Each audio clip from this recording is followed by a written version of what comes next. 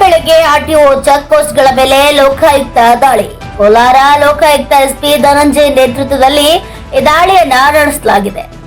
ಕೋಲಾರ ಜಿಲ್ಲೆ ಶ್ರೀನಿವಾಸಪುರ ತಾಲೂಕು ತಾಡಿಗೋಳ ಕ್ರಾಸ್ ಬಳಿ ಇರುವ ಆರ್ಟಿಒ ಚೆಕ್ ಪೋಸ್ಟ್ ಹಾಗೂ Mulbagal taluk Nangali RTO check post ಮೇಲೆ ದಾಳಿಯನ್ನ ಮಾಡಲಾಗಿದೆ.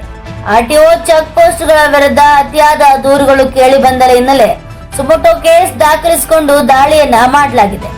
ಅಧಿಕಾರಿಗಳಿಂದ ದಾಖಲೆಗಳ ಪರಿಶೀಲಿಸಿ 2 ಚೆಕ್ ಪೋಸ್ಟ್ಗಳಲ್ಲಿ ದಾಖಲೆಗಿಂತ ಅಧಿಕ ಹಣ ಪತ್ತೆಯಾಗಿದೆ. ಸುಮಾರು 20,000ಕ್ಕೂ ಅಧಿಕ ಹಣ ಪತ್ತೆಯಾಗಿದ್ದು ಅಧಿಕಾರಿಗಳಿಂದ ಮುಂದುವರಿದ ತನಿಖೆಯಾಗಿದೆ. ತಡರಾತ್ರಿ 2 ಗಂಟೆಯಿಂದ ಸತತ 8 ಗಳ ಕಾಲ ಈ ತನಿಖೆಯ ಕಾರ್ಯಾಚರಣೆ ಮುಂದುವರೆದಿದೆ. ಅಗತ್ಯ ದಾಖಲೆಗಳನ್ನ ಕೊಡದ ಲೋಕಾಯುಕ್ತ ಅಧಿಕಾರಿಗಳು ಏಕಕಾಲದಲ್ಲಿ ಹಲವು ಕಡೆ ಕಾರ್ಯಾಚರಣೆ ಸುಮಾರು 50 ಜನ ಅಧಿಕಾರಿಗಳಿಂದ ಕಾರ್ಯಾಚರಣೆಯನ್ನ ನಡೆಸಲಾಗಿದೆ.